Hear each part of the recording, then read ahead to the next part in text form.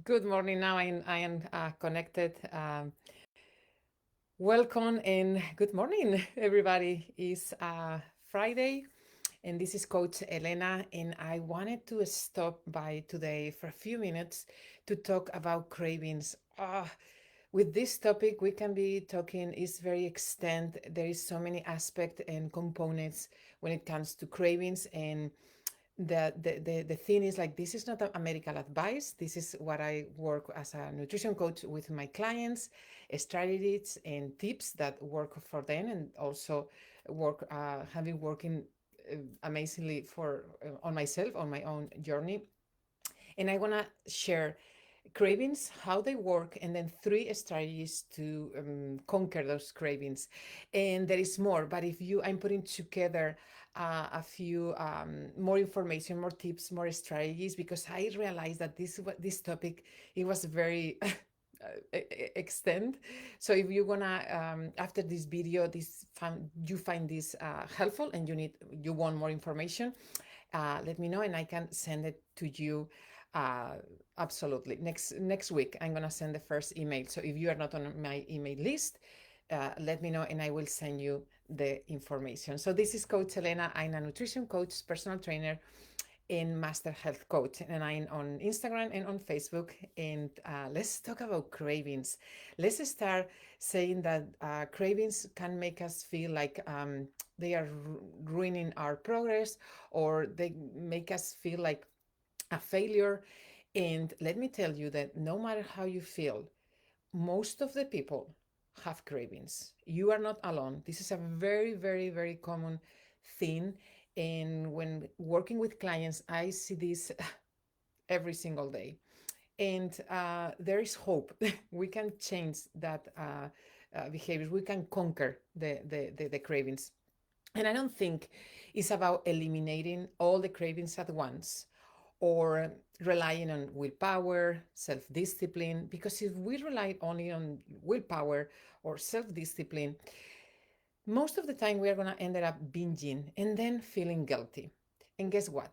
When we feel guilty, that guilt leads us to eat more, going back for more food. So I don't think that's the way to change and conquer the cravings. Is having a better system, is being aware of what's going on, and then making small changes. So to describe how cravings work, so first you feel the urge, cravings, and then those cravings, that urge, come followed by a behavior. You try to satisfy that crave. So you are looking for that food that is going to satisfy that craving. And then what happens? You get the reward. And your brain releases dopamine and you feel that pleasure, that hit. And what happens that the more we satisfy that urge and we indulge ourselves with those cravings, the more your brain is like your brain is going to ask you for more, because your brain wants to feel, or you want to feel that heat, that pleasure, that cravings those foods give you. So, and then what happens is the snowball. The more you indulge with those cravings, the more cravings you have. So what can I do, Elena? So there is hope. Believe me, there is hope, and there is ways and strategies you need. I think they stick. This. Oh my goodness, my English. This takes practice and takes a little bit of work and patience. So be patient. So the first strategy, the number one, is before eating, when you feel the craving. Okay, you want that food. You know what you want. Stop for a few minutes and ask some questions. Okay, ask questions like, okay, what is exactly what I'm craving? I am hungry, or ask yourself like, how am I feeling emotionally or physically? Like, I am worried, I am stressed, I am tired, I didn't sleep well last night, I'm sad, I'm anxious, I'm angry because what happened on that meeting during work. Ask questions, and then when you take the time, a few minutes, to be aware of what's going on with that data, that information, you have all the power you need to change the environment, to change that behavior. So um, That's what I do with clients. When a client comes and say, Elena, this week has been really, really bad. I had lots of cravings and I felt like oh my gosh, it was so hard. I ask open-ended questions like, tell me more. Tell me what happened that day, or what were you thinking, or how did you feel? And we dig in and dig in. We find out that usually the cravings don't have nothing to do with food, with real hunger. So that's what we need to be aware of what's going on to be able to change that pattern. When you have patterns and see, interesting. Every evening at 6 p.m., after a long day of work, I sit in front of the table and I craving and snacking, and there you there you have it. You have the data, you have the information, you have a pattern, and then you can work and break that pattern. But if you are not aware of something, there is nothing you can change. The second strategy is once you have that information, you can change the activity. Like immerse your mind in something else. For instance, if you're at home and you are craving and you know that you had enough food, you have enough nutrients, like you had lunch an hour, like an hour before in an hour ago, and you know that it's not hunger, like physical hunger, then change the activity. Maybe if you can go for a 5-10 minutes walk, or go remove yourself away from the food and go upstairs and do a different activity. If you are working, maybe call somebody. Or what I would say, don't watch TV, because usually those two, TV and snacks, go hand to hand. So find something different to distract yourself, because usually that urge of eating or craving goes away after 15, 20 minutes. Give it a try. Another strategy is this is one of the most common that I found with working with clients. Check what you eat throughout your day. Sometimes we crave food because we are very restricted in our diets, or maybe we skip breakfast and then we have a little lunch, like with a small sandwich or salad, and then later on, when we get home, we are starving and we eat everything that is in front of us. So it's not the craving of the snacking, it's not the root of the problem. The thing is, like, maybe we didn't eat enough throughout our day.